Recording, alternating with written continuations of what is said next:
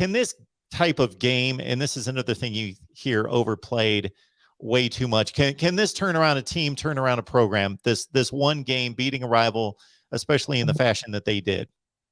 Yes, man, it's really, I've seen it a multitude of different ways. So one, there's a such thing as a trap game, kind of. We saw it this year in Florida State. You played very well against Notre Dame. Next week, you play Jacksonville State, and you don't play as well, and you lose. When we played Miami in 05, the first game, we lost 6 straight. We broke that streak. So much emotion, so much energy was put into that.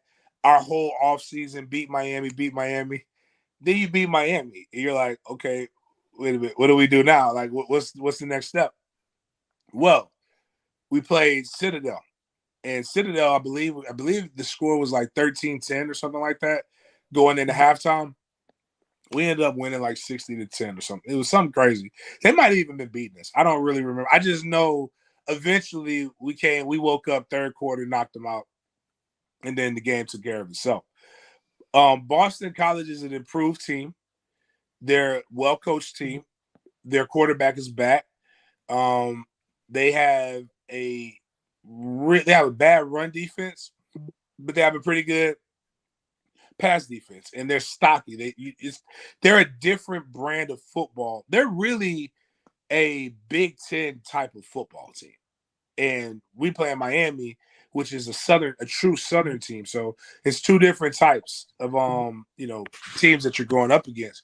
But that's where coaching and culture and all these other words that people like to use, that's where that comes in, because I think it's also when you don't have anything to truly look forward to, right?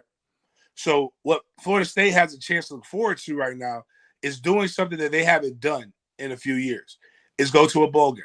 So right now you've got to win out these next 2 games. So your focus isn't really on Boston College.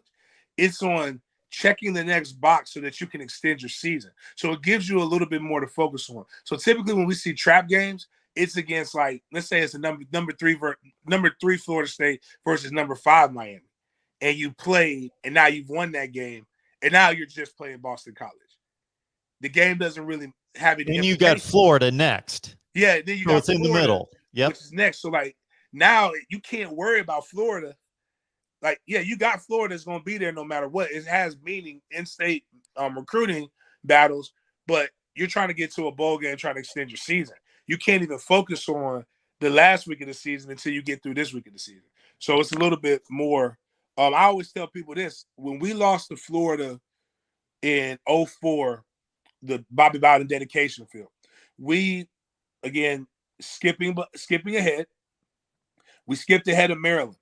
And Maryland had Sean Merriman. They beat us. I think we missed a couple field goals. We would have won that.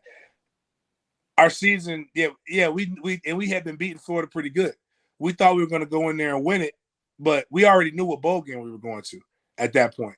It was literally, we could not go any better than the Gator Bowl, because losing to Maryland knocked us out of the ACC championship equation, because Virginia Tech had only lost 1 game in the ACC that year, and we weren't playing the game. We didn't play the ACC championship game. Had we beat Maryland, though, that Florida game, we win that Florida game, we're playing, more than likely the BCS will put us in the national championship game.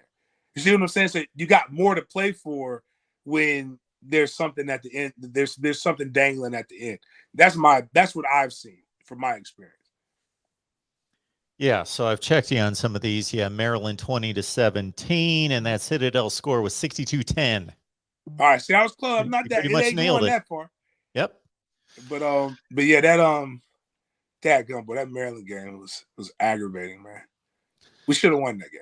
But anyways, whatever. It happened.